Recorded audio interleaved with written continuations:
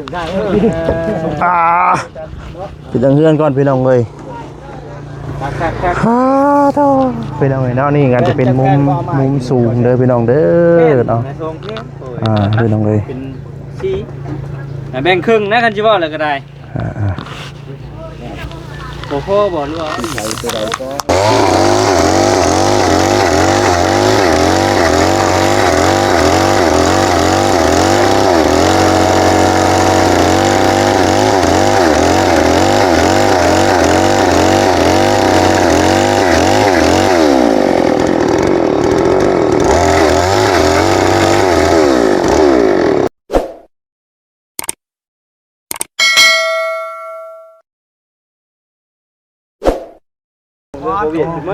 พี่น้องเนาะกราบทักทายสบายดีเด้อสบายดีและสวัสดีพ่อแม่พี่น้อง FC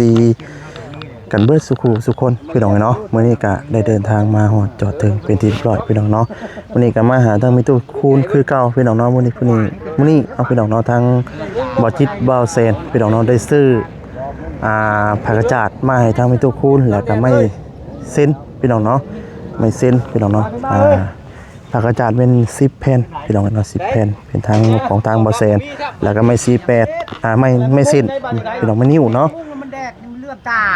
โดยพี่น้องเนาะแล้วก็มีของทางบ่จิตเนาะพี่น้องเนาะซื้อไม่48แล้วก็ไม่8มาให้พี่น้องเนาะจำนวน17 14 15โตพี่น้อง15โตพี่น้องมื้อนี้ก็ได้เนาะมื้อนี้ก็มานำกัน6คนพี่น้องเนาะพี่น้องเนาะเป็นไม่สิ้นก็มาไปที่เรียบร้อยแล้วพี่น้องเนาะถามมึงยังเลยอะไรเนี่ยนะพี่ปานพี่น้องมาได้โผล่อยู่ประเทศอยู่กามุ่งมุงได้แล้วทำนี่นะ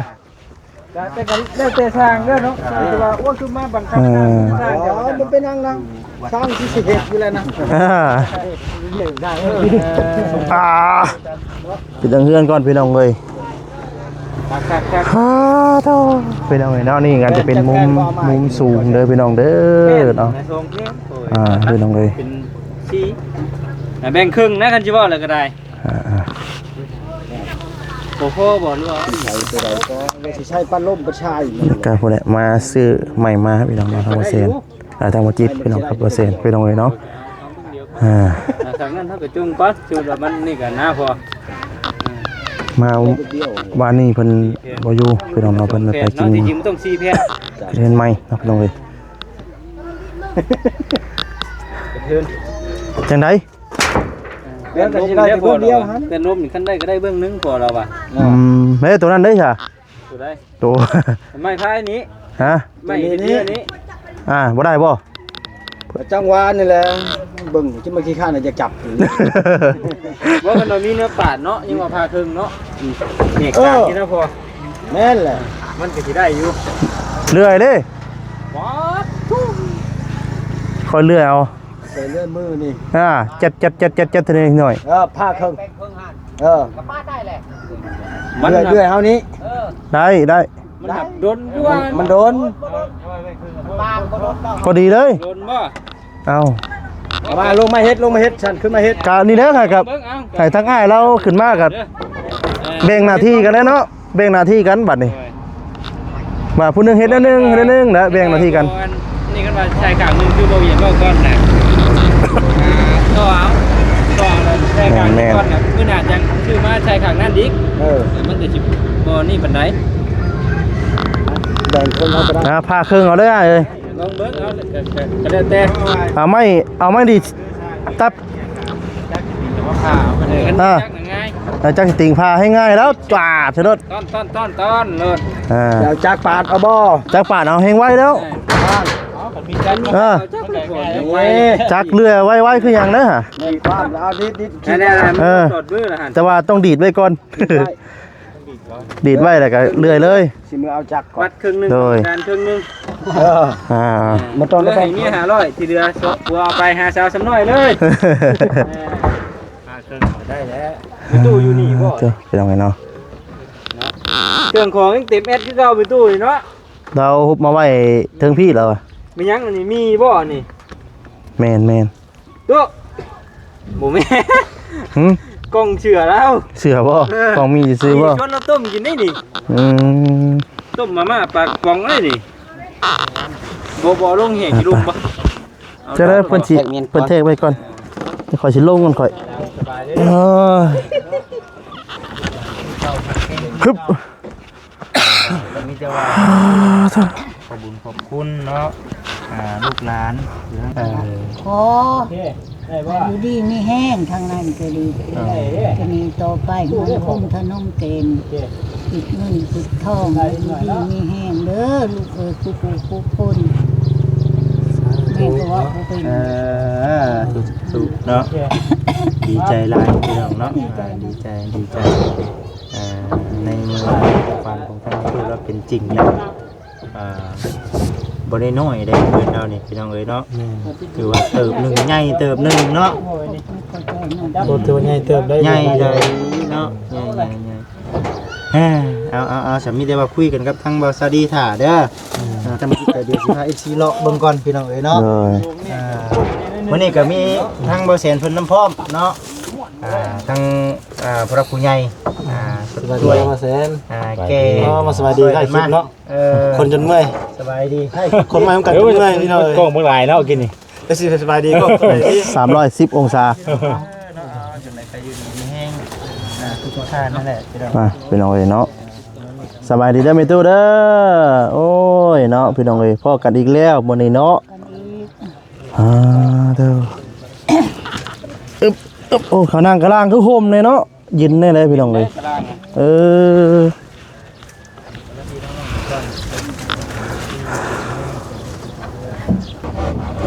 พี่น้องเนาะโทษคนนี้ตัวมาครบบัดนี้เนาะมีตู้เล่บานพี่น้องเนาะคนนึงกะมานำกัน6 หนุ่มพี่น้องเลยว่ามีอย่างแน่บ่แซนมานี่บ่แซนนั่งพี่นะบ่แซนนั่งพี่นะฮะอ้าวอยากไปเที่ยวดิเนาะแม่ที่พาคุณกระตาดไม่ดิ้วไม่เส้นแล้วมาให้ตัวนี่โดยบ่พอเด้มันไม่บ่พอบัดนี้ครบบ่บัดนี้คือสิครบบ่ได้แล้วบัดเนาะไปตัวเนาะแน่เป็นแล้วบัดนี่เนาะเป็นหูเป็นห้างไงเนาะแต่ละสีก็มีแหละเส้นก็มีแหละแต่กระถาดก็มีเนาะไม่ประกอบเขาชื่อบัดเนี่ยประกอบเขาก็เป็นสำเร็จแล้วเนาะผมก็ได้เล่แม่แค่หลอกกันเป็นกับมาเฮ็ดได้มื้อนี้เนาะเป็นทั้งสร้างคนจะเอาเมื่อเอาแจกมะพร้าวเฮ็ดขึ้นได้เราเลื่อยไว้ถ่าเลยน่ะเรื่อยมันก็นานมันก็ล้นคือเขาจักเราเลื่อยถ่าเด้อเพราะว่าสร้างคนนี้ถึงไม้ถึงมือปาดนึงแค่เดียวมันง่ายความสะดวกเนาะแม่นเอามะพร้าวใส่ขอบข้างมันก็เป็นเบี้ยเฮาเองเนาะเฮาก็มะพร้าวมันก็ให้ไว้สิว่าสะดวกเฮาเนาะว่ามันเฮาก็บ่ฮู้เด้คือว่าตัวนี้น่ะตัวที่ว่าเพิ่นเอาผ้ามาให้น่ะมันบ่ได้เนาะมันแหละมันนี่สิเอาตัวที่ว่าไม่เป็นตัวซื้อมามื้อนี้บ่เฮาพามันก็พอบัดนี้สิใช้แพงมันก็ใหญ่โพดเนาะแม่นใหญ่โพดมันก็ผู้เดียวพาเครื่องผู้เดียวงามเลยบัดผู้ชายลามื้อเอาก่อนว่าเตรียมแล้วพุ่นน่ะเนาะลาว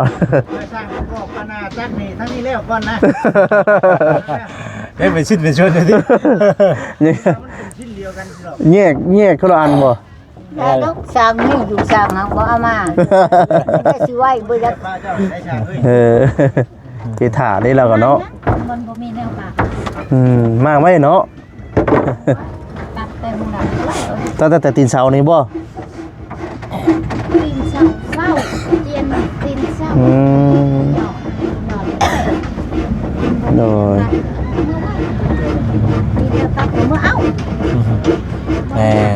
แม่นแล้วเนาะเด็ดเนาะไปแล้วอุปกรณ์ครบเด้เนาะตัวหนักว่าแล้วนะ คุยกันบ่ ใส่จักรแล้วใส่เล็กสปะนั่นแหละมันจะไหวจักรมันกินหลายได้ มันไวจักตัดไว เฮ้ยมันบ่บ่บดลายบ่ได้บ่บดอันนิ้วมือนึงหรอกเนาะสิซ้ำได้แล้ว จักรมันกินหลาย พี่น้องเนาะก็สิ มันแน่แท้เฮาใส่เฮาก็บ่ได้ออกแห้งหลายเนาะ แม่นมันก็ไวเฮาอุปกรณ์เฮาพอมันก็ไวเฮากินแล้วบ่ข้าวมีตู้มื้อนี้ แล้ว กินกับยังมื้อนี้กินกับปลาอีกเด้อ๋อลูกมา3 มื้อกินกับปลา3 มื้อเลยมาให้ป้า กินได้กับปลาเนาะ กับป้า โดยนี่กับปลาคือเก่า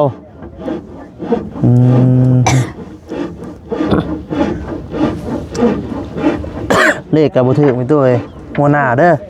หัวหน้าเอาไหม ถือว่าใกล้เคียงอยู่ได้ใกล้อยู่ออกเลขใกล้อื่นนี่ใกล้ ย่ายัง 6 9 10คือว่าเนาะมันหลายเนาะมันก็มีเคลื่อนแน่เนาะมีตู้เนาะ พี่น้องเองนะมันนี่ก็มาหาพี่ตู้แล้วพี่น้องเนาะมีแต่รอบัตรเนาะรอผ่ากันจัดประกอบเดี๋ยวแต่ประกอบนะที่เราประกอบไปก็ถือว่าแล้วนั่งอยู่ข้างล่างเย็นเนาะขมุ้งนี่ยิ่งเย็นกว่านี้ได้นี่ ลูกยาเย็น มันไม่เป็นบ่เนาะนางจิตเนี่ยเห็นรอเบิ่งตึ้งเฮือนผู้สร้างเขายังเอ็นอยู่บัดนี้เนาะเสียคือตึ้งเฮือนเด้อบ่เสียเด้อโอ้อย่าก่อนมันยากตรงที่บ่มีไฟให้เนาะ จังได๋ ว่ากันมีไผ่ยังว่าไข่อยู่จาเดือนก็มียังว่าจับ มีไฟ แต่กะโล เออ เดือนจัดถูกตัดยังก็สบายจับ ระบบธรรมชาติเลยช่างออกกำลังล้วนๆเลย เหลี่ยมตาเนาะ ตาเลย จะเป็นกันเท่าไหร่ เด็ดแห้งพี่น้องเนาะ โอ้ยทางไหนอะพี่ยังเลื่อยท่าทางนี้เนาะ นี่แล้วเลยวะทางนี้วะ เอ้า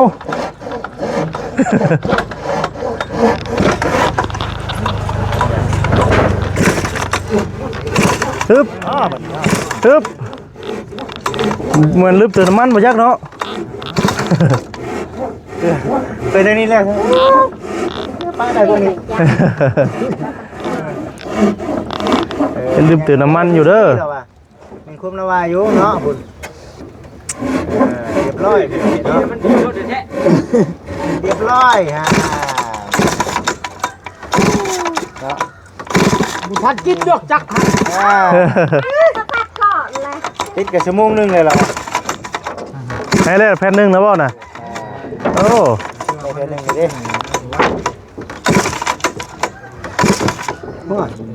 นี่ ญาติมันเนาะมันเลยเนาะ บ่ เอากันเลยค่อยๆลงกัน ตกใจนะเราเนาะกล้องเราจี้แล้วฉลาดตกใจโพดได้ยังได้ แล้วก็แผ่นนึง หาได้แผ่นหนึ่งเอาแน่น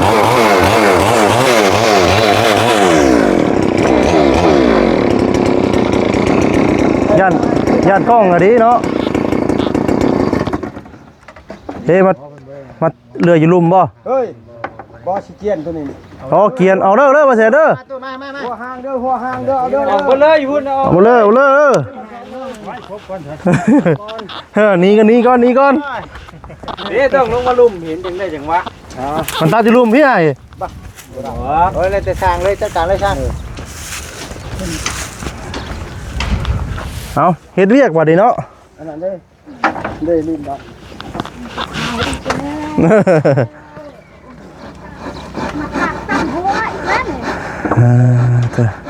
จางคนจีเกียนแป้นเนาะ เต้นแล้วแบบนี้เอาให้มันเลี้ยวด้วยนะมึงเคยเลี้ยว กระเทินแล้ว จักมากเลยเราอะ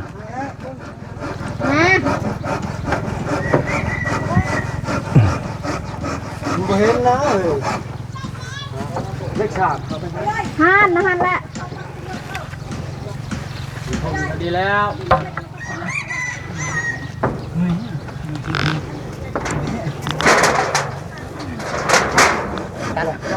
เอาเลยตู้เด้อเอาก้อนมานั่งพี่ก็ได้นี่นั่งอยู่ห่มพี่ไม่ตู้เอ้ย นั่งอยู่ห่มก่อนไปลองเลยเจ้า งามไหนได้ไปตัวให้บานได้มาบานเด้อ สากก็เอานี่เลยเนาะวัดกันเนาะเอาเป็นนี่เป็นไม้บรรทัดเลยบ่นี่ มันบ่เห็นฉากเลยจักไปทางใดเลย เออ มันจะมุ่งใดก่อ ลืมหมองเมียนบ่สังสีปกบ่ยัง ต้องใช้อยู่ เราหาเบิ่งมันเห็นบ่หม้อเราบ่เห็นแล้วนะ ไม่สิทับระบาดหนึ่ง เป็นไม้ผักไม่คิดแต่เป็นว่า จะอารมณ์ปาดทางล่างลงมาสิแปดค่ะ ลองหาเบิ่งก่อน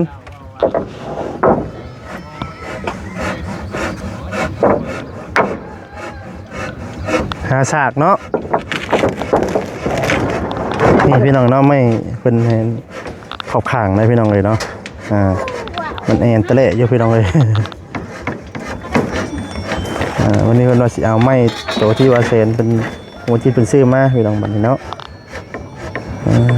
เพราะมันแอนที่ไหนพี่น้องมันวนวงงามมันอยากว่าลายพี่น้องทั้งเขาก็ได้ เอาลูก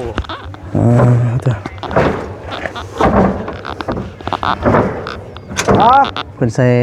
ขอบข้างแล้วก็สีใส่มุ้งสังกะสีเลยพี่น้องเนาะ สิเจ้าอยู่นี่ใช่เด้นี่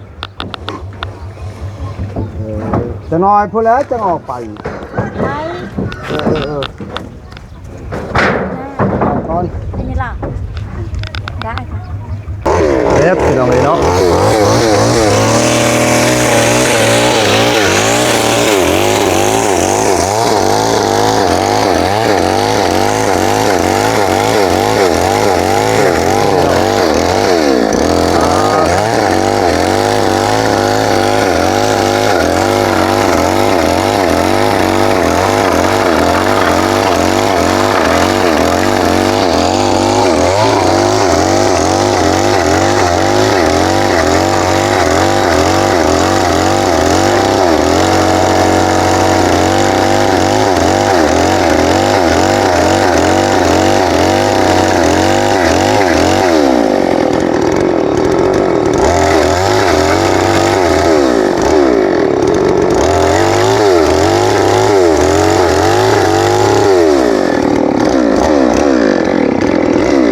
อุปกรณ์พ่อพี่น้องเรือเลยพี่น้อง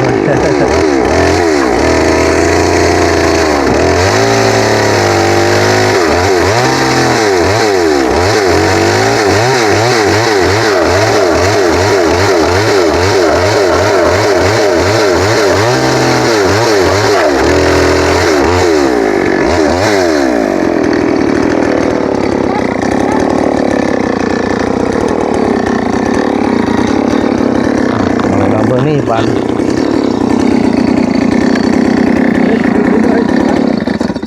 คือบ่เห็นชื่อเลย เอาตัวนี้ได้อย่าเอาได้ตัวหนอกแต่เอาตัวนี้ได้ เดี๋ยว บ้านน่ะมันไปทำไมเช่นละ เจ้า ขนาดนี้ได้จับข้าวโพดข้าวหัวเด็กคนหนักนะดีเลย นี่เนาะ ยาวหัวหน้า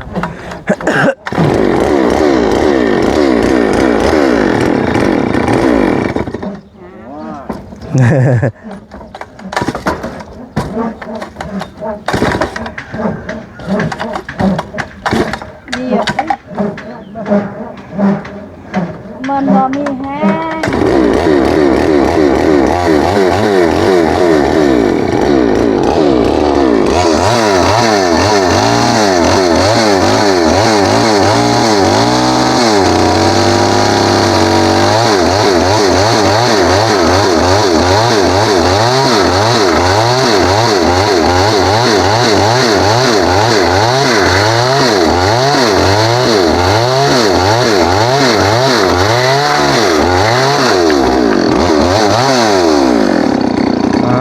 เตอร์เรียบร้อยบาดนี้เนาะ